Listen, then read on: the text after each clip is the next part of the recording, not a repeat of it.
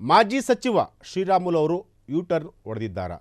ವರಸೆ ಬದಲಿಸಿದ ರಾಮುಲು ನಡೆಗೆ ಯತ್ನಾಳ್ ಗಾಬರಿ ಆಗಿರುವಂತಹದ್ದು. ಸಂಡೂರು ಸೋತಿದ್ದಕ್ಕೆ ರಾಮುಲು ಕಾರಣ ಹೀಗಂತ ಹೇಳಿದ್ದು ಕಮಲ ಕಲಿಗಳು. ರಾಜ್ಯಾಧ್ಯಕ್ಷರ ವಿರುದ್ಧ ತೊಡೆ ತಟ್ಟಿದ್ದ ಶ್ರೀರಾಮುಲು. ಯತ್ನಾಳ್ ಬಣದಲ್ಲಿ ಸಕ್ರಿಯರಾಗಿದ್ದ ಶ್ರೀರಾಮುಲು ಅವರು ಏಕಾಏಕಿ ತಮ್ಮ ನಿರ್ಧಾರವನ್ನೇ ಬದಲಿಸಿದ್ದಾರೆ. ಯಾಕೆ?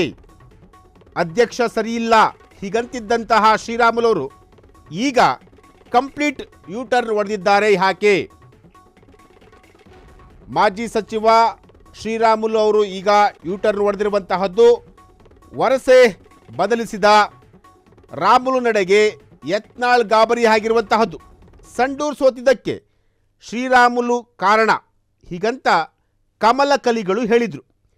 ರಾಜ್ಯಾಧ್ಯಕ್ಷರ ವಿರುದ್ಧ ತೊಡೆ ತಟ್ಟಿದ ಶ್ರೀರಾಮುಲು. ಯತ್ನಾಳ್ ಬಣದಲ್ಲಿ ಸಕ್ರಿಯರಾಗಿದ್ದಂತಹ ಶ್ರೀರಾಮುಲು ಏಕಾಏಕಿ ತಮ್ಮ ನಿರ್ಧಾರವನ್ನೇ ಶ್ರೀರಾಮುಲು ಅವರು ಈಗ ಬದಲಿಸಿದ್ದಾರೆ. ಅಧ್ಯಕ್ಷರು ಸರಿಯಿಲ್ಲ, ರಾಜ್ಯಾಧ್ಯಕ್ಷರು ಸರಿಯಿಲ್ಲ ಅಂತೇಳಿ ಪದೇ ಪದೇ ಶ್ರೀರಾಮುಲು ಅವರು ಜಪ ಮಾಡ್ತಾಯಿದ್ರು. ಆದ್ರೀಗ ಕಂಪ್ಲೀಟ್ ಯೂಟರ್ನ್ ಹೊಡೆದಿದ್ದಾರೆ. ಯಾವ ಕಾರಣಕ್ಕೋಸ್ಕರ ಯೂಟರ್ನ್ ಹೊಡೆದ್ರು? ಎಸ್, ಅದನ್ನು ನಾನು ಮುಂದೆ ಹೇಳ್ತೀನಿ. ಸದ್ಯಕ್ಕಂತೂ ಶ್ರೀರಾಮುಲು ಅವರು ಕಂಪ್ಲೀಟಾಗಿ ಯೂಟರ್ನ್ ಹೊಡೆದಿರುವಂತಹದ್ದು. ಮಾಜಿ ಸಚಿವ ಶ್ರೀರಾಮುಲು ಅವರು ವರಸೆ ಬದಲಿಸಿದ್ದಾರೆ. ರಾಮುಲು ಅವರ ನಡೆಗೆ ಯತ್ನಾಳ್ ಅವರು ಗಾಬರಿಯಾಗಿದ್ದಾರೆ. ಯಾಕೆ ಶ್ರೀರಾಮುಲು ಅವರು ಈ ರೀತಿಯಾಗಿ ಮಾಡಿದ್ರು ಅಂತೇಳಿ ಅವರು ಈಗ ಗಾಬರಿಯಾಗಿರುವಂತಹದ್ದು. ಎಸ್, ಮತ್ತೊಂದು ಬ್ರೇಕಿಂಗ್ ಅಪ್ಡೇಟ್ ಬರ್ತಾ ಇದೆ. ಬಿಜೆಪಿಯಲ್ಲಿ ಬಂಡಾಯವಿಲ್ಲ ಎಂದ ಶ್ರೀರಾಮುಲು. ಬಿಜೆಪಿಯಲ್ಲಿ ಯಾವುದೇ ಬಂಡಾಯವಿಲ್ಲ ಅಂದ ಶ್ರೀರಾಮುಲು. ಪಾರ್ಟಿ ವಿಚಾರ ಬಂದಾಗ ನಾವೆಲ್ಲ ಒಂದೇ ಹೀಗಂತ ಶ್ರೀರಾಮುಲು ಅವರು ಹೇಳಿರುವಂತಹದ್ದು. ವಿಜಯ್ ವಿರುದ್ಧ ಹಲ್ಲು ಕಚ್ಚುತ್ತಿದ್ದ ಶ್ರೀರಾಮುಲು ಅವರು ಫುಲ್ ಸೈಲೆಂಟ್ ಆಗಿದ್ದಾರೆ. ಯಾಕೆ?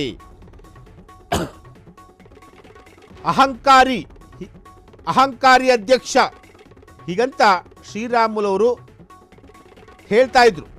ಯಾರಿಗೆ? ವಿಜಯೇಂದ್ರ ಅವರಿಗೆ.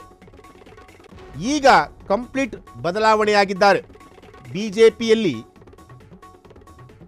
ಯತ್ನಾಳ್ ಜೊತೆಗಿದ್ರೆ ಅಸ್ತಿತ್ವಕ್ಕೆ ಪೆಟ್ಟು ಹೀಗಂತ ಶ್ರೀರಾಮುಲು ಅವರು ಅರಿವು ಮಾಡಿಕೊಂಡ್ರ. ವಿಜಿ ಜೊತೆಗಿದ್ರೆ ಮಾತ್ರ ರಾಜಕೀಯ ಅಸ್ತಿತ್ವ ಉಳಿಯುತ್ತೆ ಹೀಗಂತ ಶ್ರೀರಾಮುಲು ಅರ್ಥ ಮಾಡ್ಕೊಂಡಿರ್ಬೇಕು ಅನ್ಸುತ್ತೆ. ಎಸ್, ಬಿಜೆಪಿಯಲ್ಲಿ ಯಾವುದೇ ಬಂಡಾಯವಿಲ್ಲ, ಪಾರ್ಟಿ ವಿಚಾರ ಬಂದಾಗ ನಾವೆಲ್ಲ ಒಂದೇ.